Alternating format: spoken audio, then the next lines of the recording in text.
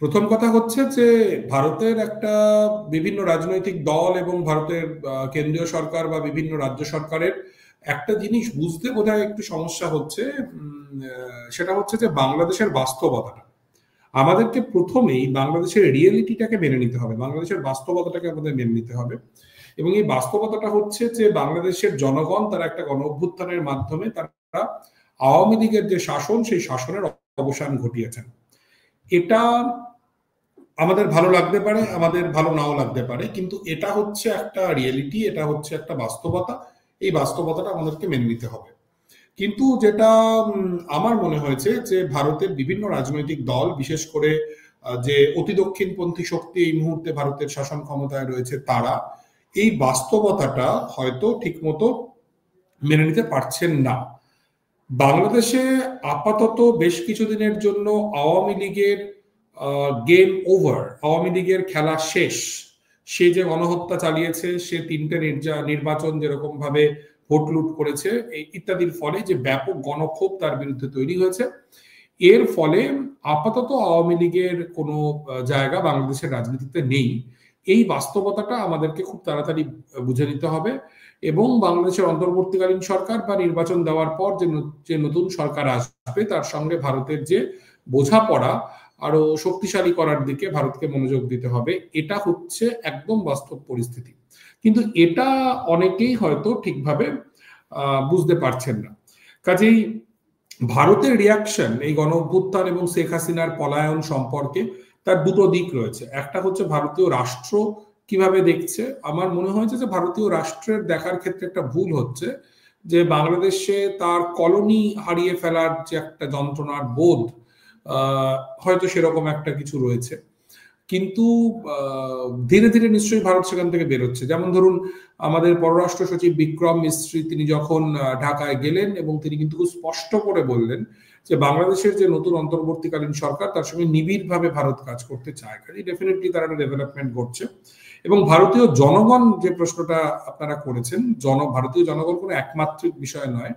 যেহেতু ভারতীয় মিডিয়াতে, আপনি নিশ্চয়ই পরেও এই প্রশ্নে আসবেন, ভারতীয় মিডিয়াতে যেরকম ভাবে বাংলাদেশের একটা দানবায়ন ঘটানো হচ্ছে খুব পরিকল্পিতভাবে, বাংলাদেশের মধ্যে ঘটে যাওয়া বিভিন্ন বিষয়কে ব্যবহার করে সেগুলোকে অতিরঞ্জিত করে প্রচুর ফেক নিউজের মাধ্যমে, এটার একটা প্রভাব কিন্তু ভারতীয় জনগণের মধ্যে পড়ছে। প্রচুর অপতথ্য ঘুরে বেড়াচ্ছে এবং যার ফলে ভারত এবং পশ্চিমবঙ্গে বাংলাদেশ বিদ্বেষ এই সময় একদম চরম জায়গায় গিয়ে পৌঁছেছে।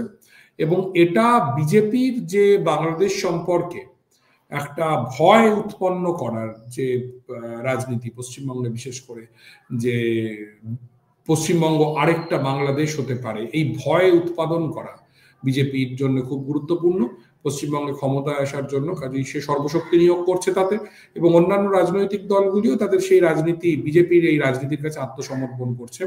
কাজেই পশ্চিমবঙ্গে এই মুহূর্তে বাংলাদেশ বিদ্বেষ একদম চরম পর্যায়ে রয়েছে, এটা বলা যায়। যখন বাংলাদেশে শেখ হাসিনার বিরুদ্ধে গণ অভ্যুত্থান চলছিল, সেই সময় কিন্তু কলকাতায় আমি মনে করতে পারছি অন্তত 3টি বড় মিছিল হয়েছিল এই গণ অভ্যুত্থানের সপক্ষে।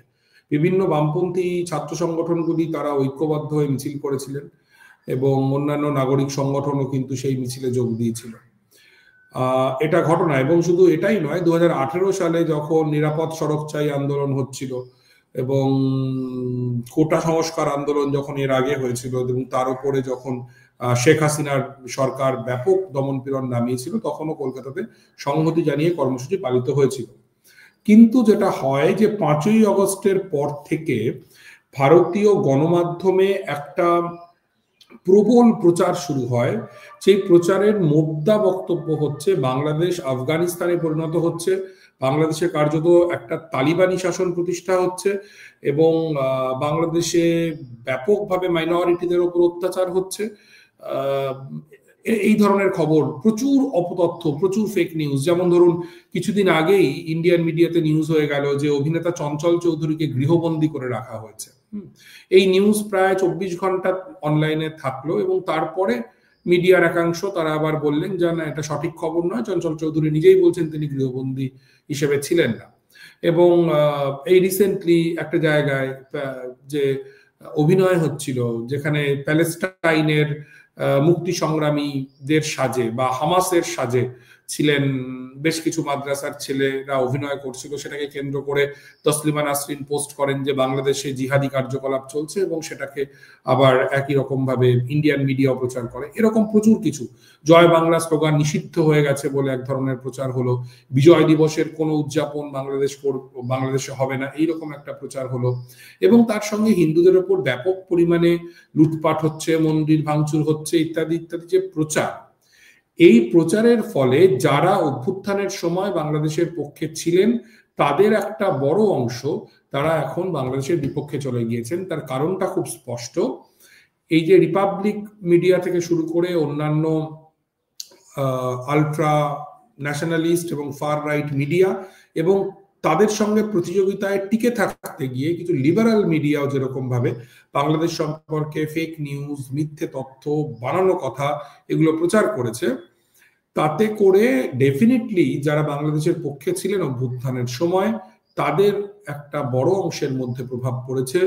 এবং বাংলাদেশেও যেরকম ভাবে ভারত বিদ্বেষ বেড়েছে, এবং বিশেষ করে বাংলাদেশের প্রাক্তন সেনাকর্তারা যেরকম ভাবে কলকাতা দখল করে নেওয়ার কথা বলেছেন, ভারতের পতাকা পদদলিত করা হয়েছে, এই সমস্ত কারণে কিন্তু একটা একটা বড় অংশের মানুষ যারা অভ্যুত্থানের সময় বাংলাদেশের পক্ষে ছিলেন তাদের অনেকেই এখন বাংলাদেশের বিরোধিতা করছেন, এবং এক ধরনের যে বাংলাদেশ বিদ্বেষ ছড়িয়েছে তার শরিক হয়ে পড়েছেন।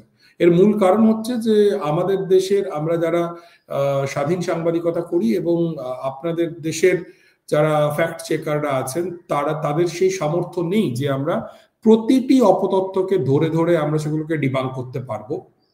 কাজেই বলা যেতে পারে এক অর্থে একটা মিথ্যের জয়, প্রাথমিক জয় অন্তত ভারতের দক্ষিণপন্থীরা অর্জন করতে পেরেছেন।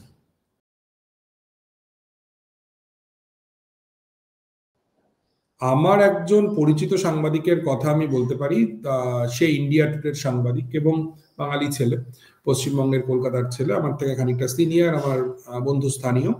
তার বাংলাদেশ নিয়ে ভয়ঙ্কর এক ধরনের কনসার্নের জায়গা ছিল যে বাংলাদেশে কার্যত আফগানিস্তানের মতো তালিবানি শাসন প্রতিষ্ঠা হয়েছে, ওখানে মুজিবের মূর্তি ভাঙা হয়েছে, ওখানে মেয়েরা বাড়ির বাইরে বেরোতে পারছে না, ইত্যাদি ইত্যাদি। এবং সে রিসেন্টলি বাংলাদেশ ভিজিট করলো অ্যাসাইনমেন্টে, এবং তারপরে ঘুরে ফিরে এসে সে একটা ফেসবুক পোস্ট করেছে, তার উচ্ছ্বসিতভাবে ফেসবুক পোস্ট করেছে যে বাংলাদেশ সম্পর্কে যা শুনেছি সেগুলো মিথ্যা, আমি নিজে গিয়ে দেখেছি, ইত্যাদি ইত্যাদি।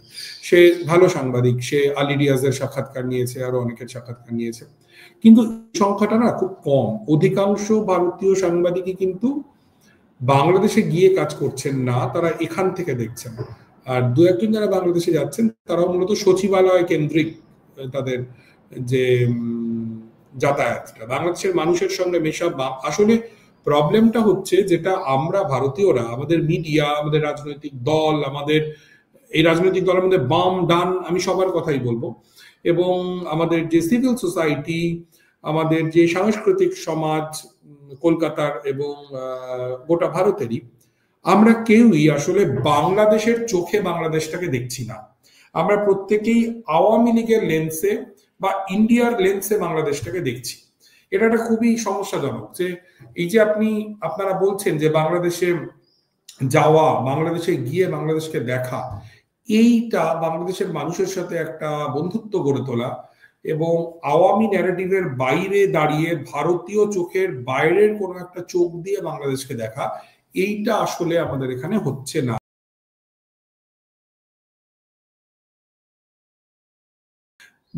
বাংলাদেশকে নিয়ে ভারতে যে সাংবাদিকতাটা হচ্ছে এটা তো আসলে সাংবাদিকতা নয়, এটা একটা প্রোপাগান্ডা ওয়ার। এবং আমাদের দেশের যে এই মুহূর্তে রাজনৈতিক পরিস্থিতি, এই রাজনৈতিক পরিস্থিতিতে যদি দক্ষিণপন্থীদের শক্তি আরো সংহত করতে হয় এবং পশ্চিমবঙ্গের মতো জায়গায় যদি ভারতীয় জনতা পার্টির পক্ষে হিন্দু ভোট কনসলিডেট করতে হয়, তার জন্য বেশ কিছু স্ট্র্যাটেজি গ্রহণ করা প্রয়োজন।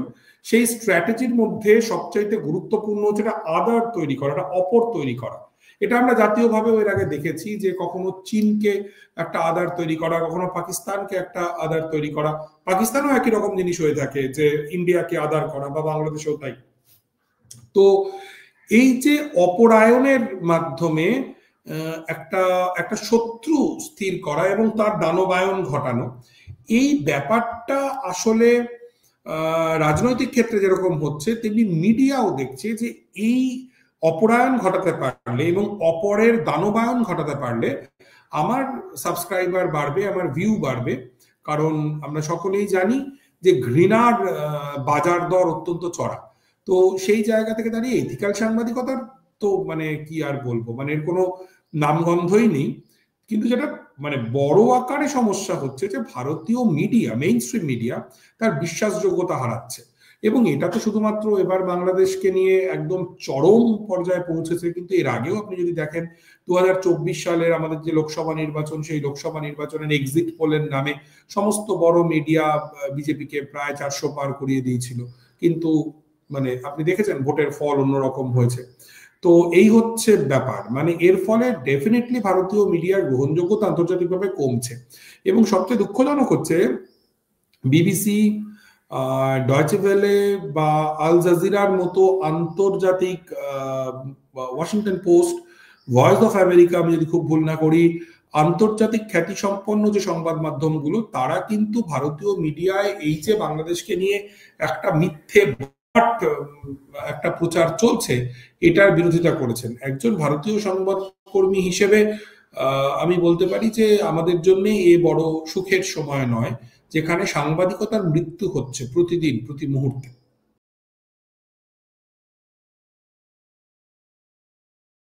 বাংলাদেশের সংখ্যালঘু নির্যাতনের সমস্যা যে রয়েছে এটা প্রথমেই কিন্তু আমাদেরকে মেনে নিতে হবে। ভারতেও রয়েছে এই সমস্যা, বাংলাদেশেও রয়েছে। এটা আসলে দক্ষিণ এশিয়ার ক্ষত, বা পৃথিবীর অন্য আরো বেশ কিছু অঞ্চলেও আছে। শ্রীলঙ্কাতেও তামিলদের ওপর আপনি জানেন কিরকম অবস্থা রাষ্ট্রীয় মদতে হয়েছে দীর্ঘদিন ধরে।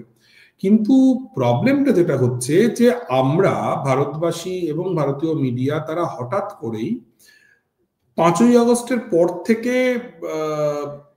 সংখ্যালঘু নির্যাতন নিয়ে, আমরা বাংলাদেশে সংখ্যালঘু নির্যাতন নিয়ে আমরা ভীষণ সচেতন হয়ে উঠেছি। অথচ 2021 সালে যখন শেখ হাসিনার আমলে প্রচুর মন্দিরে 5 শতাধিক পুজো মণ্ডপে হামলা হলো, বা যখন রামুর ঘটনা ঘটলো, নাসিরনগরের ঘটনা ঘটলো, সেই সময় কিন্তু আমরা কোনো রকম কোনো কথা বলিনি। এবারে বিক্রম মিস্ত্রি যখন ঢাকায় গিয়েছিলেন তখন অন্তর্বর্তীকালীন সরকারের পক্ষ থেকে বাংলাদেশের আমাদের যিনি পররাষ্ট্র সচিব, তাকে স্পষ্ট করে বলা হয়েছিল যে 88টা ঘটনা ঘটেছে এবং তার ভিত্তিতে 70 জন গ্রেফতার হয়েছেন। এবারে আমাদের দেশের সংসদে দাবি করা হচ্ছে সংখ্যাটা আসলে 2200।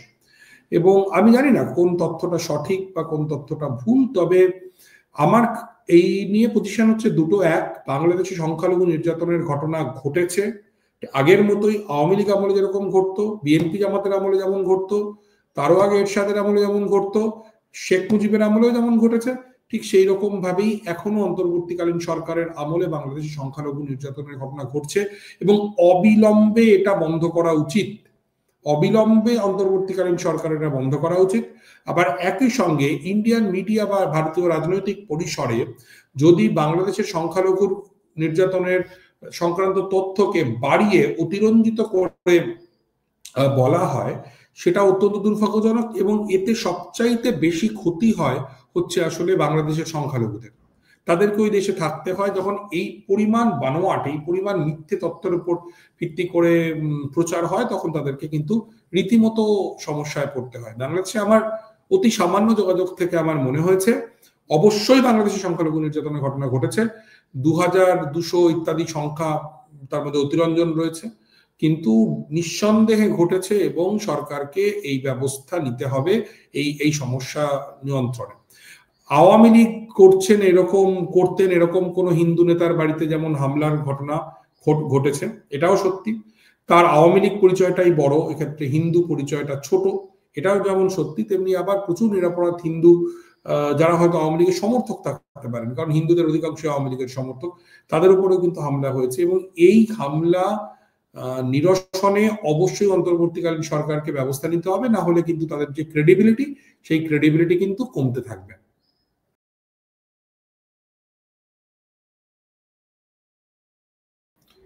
এই প্রশ্নটা বারবারই মুখোমুখি হতে হচ্ছে যে ইন্ডিয়ান মিডিয়া এইরকম বা ইন্ডিয়ান স্টেট বা ইন্ডিয়ান রাজনৈতিক দলগুলি তারা হাসিনার ক্ষমতাচ্যুতির পর তারা এতটা অ্যাগ্রেসিভ কেন হয়ে উঠেছে? আমার মনে হয় যে এর কয়েকটা কারণ রয়েছে। তার মধ্যে প্রথম কারণটা আমি যেটা মনে করি যে আওয়ামী লীগ ছাড়া মানে এটা যেমন সত্যি যে ভারত আওয়ামী লীগের লেন্সেই বা ভারতের বাম ডাম নির্বিশেষে অধিকাংশ ভারতীয় এবং ইন্ডিয়ান স্টেট সরকারগুলি তারা আওয়ামী লীগের লেন্সেই এতদিন ধরে বাংলাদেশকে দেখেছে। তার একটা ঐতিহাসিক কারণও রয়েছে। মুক্তিযুদ্ধের সময় থেকেই ভারত বাংলাদেশের যে সম্পর্ক রাষ্ট্রীয় পর্যায়ে এবং আরো বেশ কিছু কারণ এখানে খুব বিশদে যদি উল্লেখ নাও করি, তাও এটা বলা যায় যে বিএনপি জামাতের আমলে অনেকে মনে করেন যে ব্যাপকভাবে জঙ্গিবাদের যে উত্থান হয়েছে তা ভারতের জন্য মোটেই সুখকর হয়নি ইত্যাদি বিভিন্ন কারণে ডেফিনেটলি এটা বলা যায় যে ভারত আওয়ামী লীগের বাইরে বাংলাদেশের অন্য কোনো রাজনৈতিক শক্তির প্রতি বিশ্বাস করতে পারছে না। বিশ্বাস স্থাপনের ক্ষেত্রে একটা সমস্যা হচ্ছে এবং এক ধরনের অনিশ্চয়তার বোধ রয়েছে। সেই কারণেই একটা এরকম সত্যি বলতে খুব অ্যাগ্রেসিভ হয়ে যাওয়া। কারণ আওয়ামী লীগ চলে যাওয়ার পরে আওয়ামী লীগের অবর্তমানে তিন দিক দিয়ে ভারত ঘেরা, ভারতের প্রায় পেটের মধ্যে থাকা এই বড় ভূখণ্ডটির সঙ্গে ভারতের সম্পর্ক কি হবে সেই নিয়ে আমাদের এক ধরনের অনিশ্চয়তার বোধ রয়েছে। এটা একদম স্পষ্ট। এটার দায় যেমন ভারতের আছে, তারা আওয়ামী লীগের চশমায় বাংলাদেশকে দেখেছে, তেমনি একই রকম ভাবে কিন্তু বাংলাদেশের বিভিন্ন রাজনৈতিক দলগুলি বিশেষ করে বিএনপি বা অন্যরা তারাও কিন্তু ভারতের সঙ্গে কার্যকরী সম্পর্ক গড়ে তোলার জন্য যে পরিণত আচরণ করা দরকার, কূটনৈতিক সম্পর্ক গড়ে তোলবার জন্য যা কিছু করা দরকার, আমার ধারণা যে সেটা তারাও করতে পারেননি। কাজেই সেটা তাদের দিককার একটা ব্যর্থতার জায়গা। তবে এরই সঙ্গে এটাও ঠিক যে শেখ হাসিনা একবার বলেছিলেন যে ভারতকে যা দিয়েছি সে কখনো ভুলতে পারবে না। এই দেওয়ার মধ্যে আসলে অনেক কিছু পড়ে যায়, তার মধ্যে আদানির সঙ্গে চুক্তি, অন্যান্য অসম চুক্তি ইত্যাদি সবই রয়েছে। এবারে শেখ হাসিনা যেহেতু বাংলাদেশের মধ্যে অনেকেই মনে করেন যে শেখ হাসিনা কার্যত ভারতের পাপেট গভর্নমেন্ট হিসেবে বাংলাদেশে ছিলেন, কাজেই তাকে হঠাৎ করে একটা অভ্যুত্থানের পর ক্ষমতাচ্যুত হওয়া, তার মাত্র কয়েক মাস আগে জানুয়ারিতে একটা নির্বাচন হলো ইত্যাদি, তো যে নির্বাচন যেরকমই হোক এই যে অবস্থার যে আচমকা পরিবর্তন, এই পরিবর্তনের গতির সঙ্গে পার্শ্ববর্তী দেশগুলির হয়তো তাল মেলানো একটু কঠিন হয়ে পড়ছে। আর তার সঙ্গে যেটা আমি বললাম যে এতখানি অ্যাগ্রেসিভ হয়ে ওঠার পেছনে আরেকটা কারণ হচ্ছে মানে দক্ষিণপন্থী রাজনীতিকে সবসময় ওই আদার বা অপর নির্মাণ করতে হয় এবং তার দানবায়ন ঘটাতে হয়, দানবীকরণ ঘটাতে হয়। এই মুহূর্তে আসাম বিজেপির দখলে চলে গেছে, বিহার বিজেপির দখলে, ওড়িশা বিজেপির দখলে, কিন্তু বাংলা এখনো পর্যন্ত বিজেপির দখলে নেই। কাজেই বাংলা দখল করবার জন্য বিজেপির একটা শক্তপোক্ত একটা অপর দরকার এবং সেই অপর হিসেবে বাংলাদেশ এবং মুসলমান এটা একটা চমৎকার অপর। কাজেই আমি বলতে চাইছি যে এই সবগুলোর সম্মিলনই একসঙ্গে ঘটছে, অর্থাৎ বাংলাদেশে ভারতের বিশ্বস্ত বন্ধুর সরকারের পতন, অন্যান্য শক্তিগুলির প্রতি একটা অনিশ্চয়তার মনোভাব, সংশয় এবং আদানির সঙ্গে চুক্তি এবং অন্যান্য অসম চুক্তি এবং ভারতীয় রাজনীতিতে এক ধরনের অপর তৈরি করার এবং তার দায়ন ঘটানো, এই প্রত্যেকটারই সংমিশ্রণে আসলে এই ধরনের আচরণ করছে ভারতীয় মিডিয়া এবং ভারতের রাজনৈতিক দলগুলি। চিন্ময় কৃষ্ণ দাসের গ্রেফতারি প্রসঙ্গে প্রথমেই আমার যেটা বক্তব্য সেটা হচ্ছে যে বাংলাদেশের অন্তর্বর্তীকালীন সরকার তার কোনো নাগরিককে গ্রেফতার করতেই পারে যদি তার বিরুদ্ধে সুনির্দিষ্ট অভিযোগ থাকে। এটা নিয়ে তো আমার বলার কিছু নেই, এটা সম্পূর্ণ অন্য দেশের বিষয়। কিন্তু এটা নিশ্চিত করতে হবে যাতে তার আইনজীবী তার হয়ে কোর্টে সওয়াল করতে পারেন এবং মিস্টার চিন্ময় কৃষ্ণ দাস তার যে মানবাধিকার সেটা সুরক্ষিত করতে হবে। এটা একদম প্রাথমিক বক্তব্য। এবং আমার মনে হয়েছে যে মিডিয়াতে যে সংবাদগুলো আসছে যে চিন্ময় কৃষ্ণ দাসের আইনজীবীরা তারা কোর্টে অ্যাপিয়ার করতে পারছেন না, এগুলো কিন্তু অত্যন্ত উদ্বেগজনক এবং এগুলো যদি সত্যি হয় তাহলে খুব খারাপ। এটা একেবারেই সমর্থনযোগ্য নয়। এরপর যেটা হচ্ছে যে চিন্ময় কৃষ্ণ দাসের আইনজীবী মিস্টার ঘোষ, রবীন্দ্র ঘোষ, তিনি এই মুহূর্তে ইন্ডিয়াতে আছেন, কলকাতায় আছেন, এবং ব্যারাকপুরে তিনি আজকে সকালেই বোধহয়, ব্যারাকপুর হচ্ছে কলকাতার খুব কাছে, ট্রেনে করে 0.5 ঘন্টা 40 মিনিট লাগে, তার ছেলের বাড়িতে তিনি গিয়েছেন, এবং তার ছেলে ভারতের নাগরিক ইত্যাদি, এই নিয়ে বিভিন্ন প্রশ্ন উঠছে ইত্যাদি ইত্যাদি। তো আমি দেখছিলাম ওর একটা ইন্টারভিউতে উনি বলছেন যে তার ছেলে একদম ছোটবেলায় পড়াশোনার জন্য ইন্ডিয়াতে চলে আসে এবং তারপর থেকে ইন্ডিয়ার নাগরিক ইত্যাদি। তো মিস্টার রবীন্দ্র ঘোষ, যিনি চিন্ময় কৃষ্ণ দাসের আইনজীবী, তিনি কোন দেশের পারপাস সার্ভ করছেন, তিনি কতখানি বাংলাদেশি বা বাংলাদেশি নন ইত্যাদি, এই সমস্ত বিষয়ে আমি কোনো মন্তব্য করতে পারবো না, আমার অনধিকার চর্চাও হবে। কিন্তু আমি আমাদের দেশের দিক থেকে বলতে পারি, আমার মনে হয় যে ভারতের যে দাবি করা উচিত যে চিন্ময় কৃষ্ণ দাস, তার যেন নিরপেক্ষ বিচার হয়, তার বিরুদ্ধে, তিনি ইসকনের লোক হন বা না হন, তার বিরুদ্ধে কোনো শিশুকে বলাৎকারের অভিযোগ থাকুক বা না থাকুক, তার কিন্তু মানবাধিকার নিশ্চিত করতে হবে বাংলাদেশ অন্তর্বর্তী সরকারের কাছে। ভারত সরকারের এই দাবি জানানো উচিত, এবং সেই দাবি ভারত জানিয়েছে এবং একদম ঠিক করেছে। কারণ আন্তর্জাতিক রাজনীতির পরিসরে বা যে কোনো জায়গাতে একজন বন্দির মানবাধিকার লঙ্ঘনের ঘটনা যদি ঘটে, তাহলে কিন্তু প্রত্যেকের উদ্বিগ্ন হওয়ার কথা, আমাদের সকলের উদ্বিগ্ন হওয়ার কথা, এটুকু ঠিক আছে। কিন্তু তারপরে আমরা যেন এই মামলায় খুব বেশি জড়িয়ে না পড়ি, কারণ হচ্ছে যে এটা বাংলাদেশের একটা অভ্যন্তরীণ ব্যাপার, এটা ভারতের বিষয় নয়, আমাদের উচিত না এই ব্যাপারের মধ্যে খুব জড়িয়ে পড়া। একই রকম ভাবে আমি আপনাকে বলবো যে ভারতে এই মুহূর্তে আপনারা জানেন প্রচুর আওয়ামী লীগার তারা এসে রয়েছে, এবং সুশান্ত বাবু থেকে শুরু করে নিঝুম বাবু থেকে শুরু করে প্রচুর আওয়ামী লীগার তারা ভারতে রয়েছে, এবং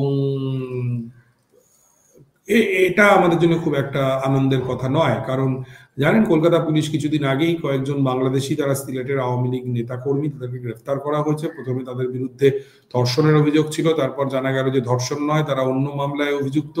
যে এই সমস্ত এলিমেন্ট যারা দেশের মানুষের কাছ থেকে কার্যত তাড়া খেয়ে দেশ ছাড়তে বাধ্য হয়েছেন, তাদেরকে এখানে থাকতে দেওয়া এবং ইচ্ছে মতো কার্যকলাপ চালাতে দেওয়া, এগুলো ঠিক নয়। এবং এই প্রসঙ্গে আমি আরেকটা বলবো, শেখ হাসিনা নামের যে ডিকটেটর, তিনি যে দেশ থেকে পালাতে বাধ্য হয়েছেন এবং তারপরে তার কোথাও আর ঠাঁই জোটেনি, আমরা তাকে আশ্রয় দিয়েছি, তাতে কোনো সমস্যা নেই, অসহায় মানুষকে আশ্রয় দেওয়াই ভালো। কিন্তু এই মহিলা কার্যত আমাদের বার্ডেনে, ভারতের বার্ডেনে পরিণত হচ্ছেন। এখান থেকে তিনি নানা রকমের কথাবার্তা বলছেন, ফাঁপা আওয়াজ দিচ্ছেন ইত্যাদি ইত্যাদি। তো তিনি কার্যত আমাদের বার্ডেনে পরিণত হয়েছেন, এবং সত্যি বলতে এই ভদ্র মহিলাকে রাখা বা এই চিন্ময় কৃষ্ণ দাসের মামলার মধ্যে খুব ডিটেলে যাওয়া, এইগুলো বোধহয় খুব ঠিক নয়। মানে এটা হতেই পারে যে, এবং উচিত যে চিন্ময় কৃষ্ণ দাসের মানবাধিকার যাতে নিশ্চিত হয়, অন্তর্বর্তীকালীন সরকারের কাছে সেই আর্জি ভারত জানাতেই পারে, কিন্তু তার থেকে বেশি কিছু করার কোনো এখতিয়ার বা প্রয়োজন ভারতের আছে বলে এরকমটা মনে হয় না। বরঞ্চ আমার মনে হয় আমরা এগুলোর মাধ্যমে নিজেদের ওপরে মানে অতিরিক্ত বার্ডেন চাপিয়ে ফেলবো।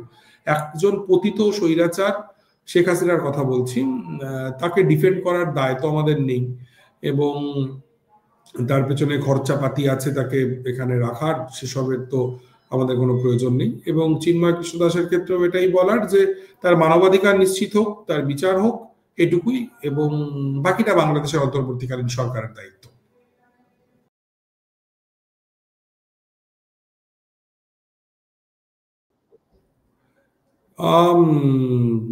আপনার যদি ইরাক এবং আফগানিস্তানের যুদ্ধের কথা মনে থাকে এবং সেই সময় মার্কিন রাজনীতি যদি আপনার সেই সময় আপনি খেয়াল করে থাকেন, তাহলে দেখবেন যে প্রধান দুটি রাজনৈতিক দল, রিপাবলিকান এবং ডেমোক্র্যাটদের স্বর কিন্তু মানে অভ্যন্তরীণ রাজনীতির প্রশ্নে আলাদা থাকলেও কিন্তু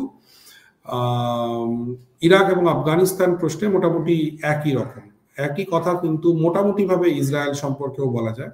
তো ভারতবর্ষের ক্ষেত্রেও যেটা হচ্ছে যে ভারতের যে পলিটিক্যাল স্টাবলিশমেন্ট, ভারতের যে প্রধান রাজনৈতিক দলগুলি, তারা প্রত্যেকেই ভারতের চোখে বাংলাদেশকে দেখে, এবং শেখ হাসিনার সরকার কে তারা একমাত্র বিশ্বাসযোগ্য নির্ভরযোগ্য শক্তি বলে মনে করে বাংলাদেশে। কাজেই সেই জায়গা থেকে মানে যেহেতু ভারতের চোখে বাংলাদেশকে আমরা দেখছি, কাজেই অবস্থানের ক্ষেত্রে প্রচুর সিমিলারিটি আমরা দেখতে পাচ্ছি কংগ্রেস এবং বিজেপির মধ্যে। এবং 1971 সালের মুক্তিযুদ্ধও কিন্তু আমরা মোটামুটি তাই দেখেছিলাম যে ভারতের সবগুলো রাজনৈতিক দলই কিন্তু তারা ঐক্যবদ্ধ হয়ে মুক্তিযুদ্ধের পক্ষে ছিল। তার একটা বড় কারণ ছিল সে সময় পাকিস্তানকে ভাঙাটা ভূ রাজনৈতিক কারণে ভারতের খুবই প্রয়োজন ছিল। আবার ভারতের জনগণ তারা খুবই এগিয়ে এসে সক্রিয়ভাবে মুক্তিযুদ্ধে সাহায্য করেছেন। কাজে এক্ষেত্রে যেটা আমরা দেখছি যে ইন্ডিয়ান স্টেট যে পজিশন নিচ্ছে মেইন স্ট্রিম রাজনৈতিক দলগুলি সেই পজিশনই নিচ্ছে। এবারে ইন্ডিয়ান স্টেটের এই পজিশন নেওয়াটা ঠিক হচ্ছে কিনা, সেটা ইন্ডিয়ান স্টেটের জন্য ভালো হচ্ছে কিনা, সেইগুলো নিয়ে ভাবনা চিন্তার অবশ্যই অবকাশ রয়েছে। আর মমতা বন্দ্যোপাধ্যায়ের কথা বা পশ্চিমবঙ্গের সিপিআইএম সহ বামপন্থীরাও যে পজিশন নিয়েছেন বাংলাদেশ সম্পর্কে, আমার মনে হয়েছে সেটা একটা রক্ষণাত্মক পজিশন।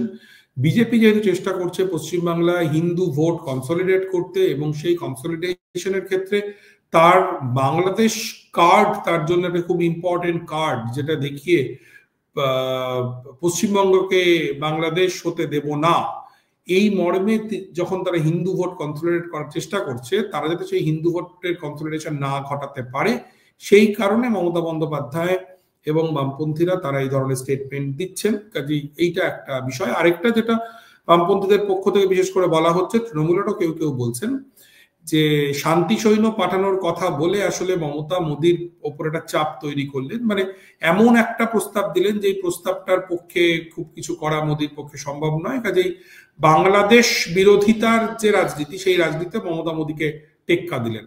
আর বামপন্থীদের আরেকটা যুক্তি আছে যে তারা এমন কোনো কথা বলতে চান না, মানে তাদেরকে যেহেতু ইন্ডিয়াতে রাজনীতিটা করতে হবে, তারা এমন কিছু কথা বলতে চান না, এমন কিছু হতে দিতে চান না যাতে ভারতের সংখ্যালঘুরা বিপন্ন হন। সেই কারণে তারা আর কি আসলে বাংলাদেশি সংখ্যালঘু নির্যাতনের তারা বিরোধিতা করছেন। কিন্তু আসলে আমার যেটা মনে হয় যে এরা প্রত্যেকেই বিজেপি ট্র্যাপে পা দিচ্ছেন। যেমন ধরুন গতকালই আমাদের একটি সংবাদপত্রে খবর প্রকাশিত হয়েছে যে কলকাতা বিশ্ববিদ্যালয়ে একটি সেমিনার ছিল, বাংলাদেশ থেকে কয়েকজনের আসার কথা, পেপার প্রেজেন্টেশনের কথা ছিল। তারা অলরেডি কলকাতায় পৌঁছে গিয়েছেন, ভিসা এবং ইত্যাদি সবকিছু তাদের আছে। কিন্তু তৃণমূল ছাত্র পরিষদ, মমতা ব্যানার্জির দলের ছাত্র সংগঠন, তাদের বিরোধিতার ফলে বিশ্ববিদ্যালয় কর্তৃপক্ষ ওই বাংলাদেশি অতিথিদের কলকাতা বিশ্ববিদ্যালয়ে আসার অনুমতি বাতিল করে দিয়েছেন এবং হোটেল থেকে তারা অনলাইনে পেপার পড়বেন, এরকম একটা বন্দোবস্ত হয়েছে। কাজেই এগুলো সবটাই আসলে আমি বলতে পারি যে ভারতে যে বাংলাদেশ বিদ্বেষকে হাতিয়ার করে যে আলট্রা ন্যাশনালিস্ট এবং ফার রাইট একটা ভাবনা চিন্তার কনসলিডেশন ঘটছে, এগুলো সবই আসলে সেটারই অংশ।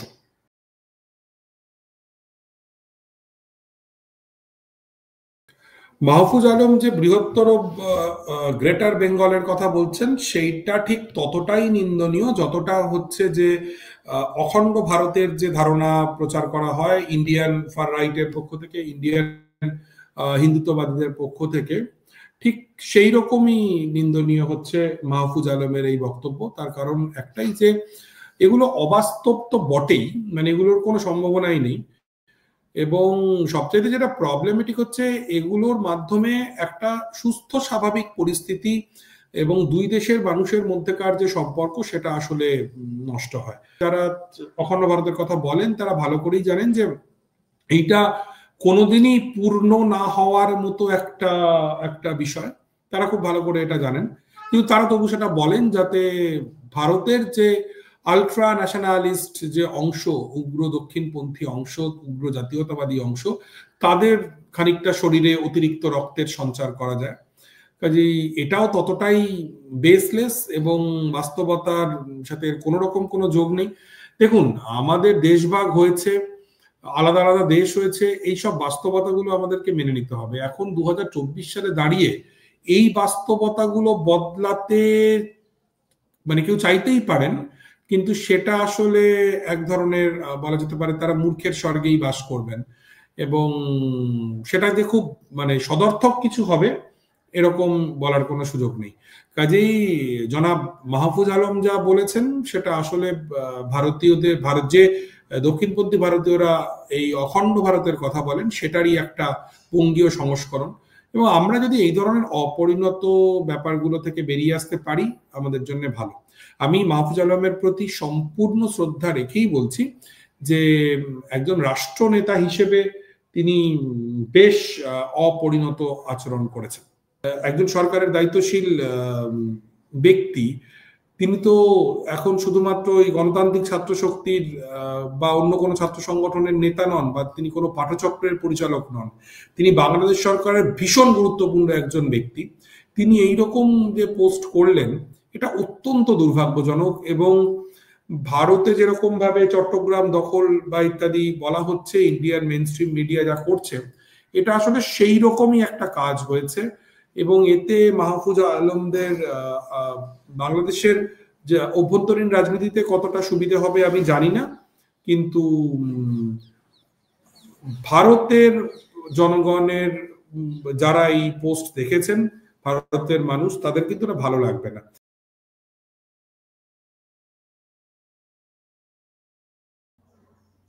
দেখুন, আমি প্রথমে যেটা দিয়ে শুরু করলাম যে বাংলাদেশ একটা স্বাধীন সার্বভৌম রাষ্ট্র, এবং সেটা আমাদেরকে মেনে নিতে হবে। বাংলাদেশের যে রিয়েলিটি সেটা বাংলাদেশেরই রিয়েলিটি, আমাদের রাষ্ট্রীয়ভাবে সেটা খুব কিছু করার নেই। বাংলাদেশে যে সরকারই থাক, সেটা আমাদের মনপসন্দ সরকার হোক বা ভীষণ অপছন্দের সরকার হোক, আমাদের তার সাথেই সম্পর্ক গড়তে হবে, ব্যবসা বাণিজ্য করতে হবে। এটা হচ্ছে একদম স্পষ্ট বুঝে নেওয়ার জায়গা।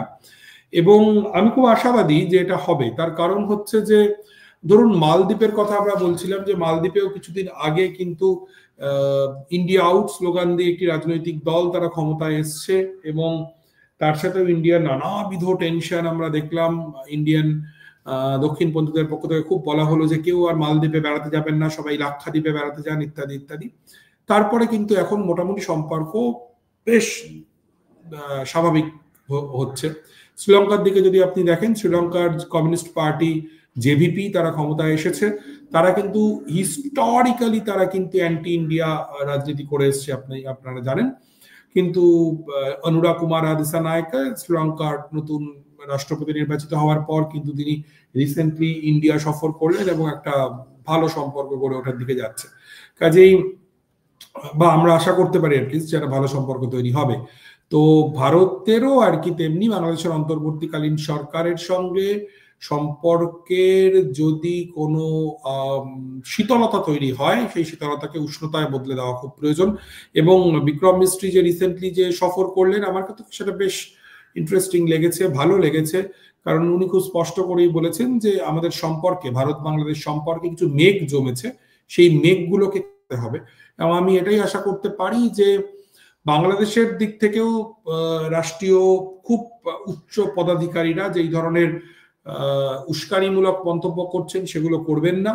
এবং ইন্ডিয়ান স্টেটও নিশ্চয়ই আরো ভাবনা চিন্তা করবে যে কিরকম ভাবে বাংলাদেশের সঙ্গে সম্পর্ক উন্নত করা যায়, এবং বাংলাদেশের বাস্তবতাটাকে মেনে নিয়ে পোস্ট হাসিনা বাংলাদেশের সঙ্গে কিন্তু ভারতের সমতার ভিত্তিতে, আই রিপিট, সমতার ভিত্তিতে বাংলাদেশের সঙ্গে আমাদের সমতার ভিত্তিতে একটা বন্ধুত্বপূর্ণ সম্পর্ক গড়ে তুলতেই হবে।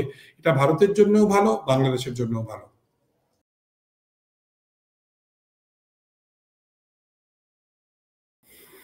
প্রতিবেশীদের সম্পর্কে ভারতের নীতি, আমি মনে করি যে বিশেষ করে নরেন্দ্র মোদী সরকারের যে নীতি, একজন ভারতবাসী হিসেবে আমি মনে করি সেক্ষেত্রে রিথিঙ্ক করবার প্রয়োজন অবশ্যই আছে। এবং ভারত এই অঞ্চলের ন্যাচারাল লিডার, ভারত এই অঞ্চলের স্বাভাবিক নেতা, তার যা শক্তি, তার যা গণতান্ত্রিক ঐতিহ্য, সব মিলিয়েই কিন্তু ভারত এই অঞ্চলের স্বাভাবিক নেতা। কিন্তু আমরা দেখছি যে বিভিন্ন দেশে, আমাদের প্রতিবেশী দেশে ভারত বিরোধিতা বাড়ছে। কেন বাড়ছে সেটা নরেন্দ্র মোদী সরকারের ব্যর্থতা কিনা, এই নিয়ে অবশ্যই আলোচনার অবকাশ রয়েছে। আজকে সেই নিয়ে বিষয়ে কথা বলার সুযোগ নেই, কিন্তু এবং সেটা আমাদের ভারতের যারা মানুষজন, যারা সিরিয়াসলি চান যে তাদের দেশ এই অঞ্চলের ন্যাচারাল লিডার হয়ে উঠুক, তাদের অবশ্যই ভাবার দরকার আছে। কিন্তু যেটা আমি বলতে চাই যে ভারত কিন্তু এই অঞ্চলের দেশগুলির ন্যাচারাল লিডার ছিল, বা তার সঙ্গে এই অঞ্চলের দেশগুলির সুসম্পর্ক ছিল, সেটা গত কয়েক বছরে সেটা অনেকটা ধসে গিয়েছে। এবং এই অঞ্চলের দেশগুলির মানুষের মধ্যে ভারত সম্পর্কে একটা অবিশ্বাসের জায়গা তৈরি হয়েছে। এইটা নিরাময় করতেই হবে, তার কারণ দীর্ঘস্থায়ী বিরোধিতা কিন্তু আমাদেরকে কোথাও আসলে পৌঁছে দেবে না। আমার যেটা মনে হয় যে ভারত এবং বাংলাদেশের জনগণের সঙ্গে জনগণের সম্পর্কের কিন্তু একটা ঐতিহাসিকতা আছে। এবং 1971-এর মুক্তিযুদ্ধের সময় ইন্ডিয়ান সরকার সেই সময় প্রথমে কিন্তু এই আপনাদের যে মুজিবনগর সরকারকে স্বীকৃতি দিতে খানিকটা দেরি করছিল, কিন্তু ভারতীয় জনগণের পক্ষ থেকেই দাবি তোলা হয় সরকারকে স্বীকৃতি দিতে হবে। তো কাজেই এবং এবং সে সময় প্রচুর পূর্ব বাংলার উদ্বাস্তু তারা এখানে আসেন, এইখানকার মানুষের কাছে তারা আশ্রয় পান ইত্যাদি। তো এখনো ঠিক সেই কাজটাই করতে হবে, আসলে জনগণের সঙ্গে জনগণের পিপল টু পিপল সম্পর্ক গড়ে তুলতে হবে। এবং সেটা করার ক্ষেত্রে সবচাইতে যেটা গুরুত্বপূর্ণ হচ্ছে আমার মনে হয় যে যদি এক ধরনের সলিডারিটি ফোরাম গোছের সংগঠন তৈরি করা যায়, যে একে অপরকে জানা, ভারতের বাস্তবতাটা আমরা শেয়ার করলাম, আপনারা বাংলাদেশের বাস্তবতাটা শেয়ার করলেন, এবং এই সলিডারিটি ফোরামে সাংবাদিকরাও থাকলেন যারা আসলে ফ্যাক্ট চেক করলেন, যে সমস্ত অপতথ্যগুলি ছড়ানো হচ্ছে সেই অপতথ্যগুলিকে আমরা ডিবাঙ্ক করলাম যৌথভাবে, ঐক্যবদ্ধভাবে। আমার মনে হয় যে এগুলোর মাধ্যমেই আসলে আমরা একটা কার্যকরী প্রতিরোধ গড়ে তুলতে পারি। এবং তার সঙ্গে যেটা আমার খুব মনে হচ্ছে যে আসলে প্রতিবেশীকে না চেনার একটা ব্যাপার রয়েছে। আমরা যদি একটা নো ইয়োর নেইবার ক্যাম্পেইন তৈরি করতে পারি, যে তুমি তোমার পড়শিকে চেনো, তোমার পাশের দেশের মানুষগুলোকে তুমি চেনো, নো ইয়োর নেইবার, তারা কি করেন, তারা কি খান, তাদের ভালো লাগা খারাপ লাগা ইত্যাদি, এই যে এই ব্যাপারগুলো যদি আমরা একে অন্যের মধ্যে আমরা একটু সঞ্চারিত করতে পারি তাহলে বোধহয় খুব ভালো হয় কিনা। তো সেই রকম কিন্তু একটা উদ্যোগ এখানে শুরু হয়েছে, দুটো উদ্যোগ ইনফ্যাক্ট। একটা উদ্যোগ আমি এবং আমার বন্ধু, আমার সহকর্মী সাংবাদিক অর্ক দেব, আমরা দুজনে মিলে ডিকোড বাংলাদেশ নামে একটা উদ্যোগ শুরু করেছি। এই ডিকোড বাংলাদেশে আমরা বলছি যে আমরা এখানে আলোচনা করব বাংলাদেশের আজকাল পরশু নিয়ে, বাংলাদেশ নিয়ে যে আওয়ামী ন্যারেটিভ রয়েছে সেই আওয়ামী ন্যারেটিভের বাইরেও যে অন্য ন্যারেটিভ রয়েছে আমরা সেটাকে বোঝার চেষ্টা করব, মুক্তিযুদ্ধের বামপন্থী ধারাকে বোঝার চেষ্টা করব, এবং আমরা বুঝতে চেষ্টা করব যে বাংলাদেশের প্রাত্যহিকতাকে। আমরা ডিকোড বাংলাদেশ এই উদ্যোগ শুরু করেছি এবং এটা আমরা চালিয়ে যাব। একই সঙ্গে শান্তি সেতু নামে একটি ওয়েবসাইটের কাজ আমরা করছি, যার মধ্যে বিশিষ্ট সঙ্গীত শিল্পী মাননীয় কবির সুমন তিনি আছেন, আরো অন্যান্য বেশ কিছু মানুষজন রয়েছেন, বাংলাদেশেরও বেশ কিছু অ্যাক্টিভিস্ট জার্নালিস্ট তারা রয়েছেন। এই শান্তি সেতুর মাধ্যমে আমরা আসলে চাইছি দুটো দেশের মধ্যে একটা সেতু নির্মাণ করতে, একটা ব্রিজ গড়ে তুলতে। এই যে কলকাতায় বলা হচ্ছে যে বাংলাদেশিরা এলে তাদেরকে ট্রিটমেন্ট করবেন না, এই ধরনের যে কথাবার্তা যখন চলছে, আমরা চাইছি এই যে ঘৃণার বাস্তুতন্ত্র, এই ঘৃণার বাস্তুতন্ত্রের উল্টো দিকে একটা সংহতি এবং ভালোবাসার বাস্তুতন্ত্র গড়ে তুলতে। এবং আমি ভীষণভাবে বিশ্বাস করি আলটিমেটলি ঘৃণা জিতবে না, আলটিমেটলি ভালোবাসা এবং সংহতি জিতবে। রাষ্ট্র দুটো যা করার করুক, আমরা দুদেশের জনগণ আমরা একে অন্যের হাত ছাড়বো না, আরো শক্ত করে ধরবো।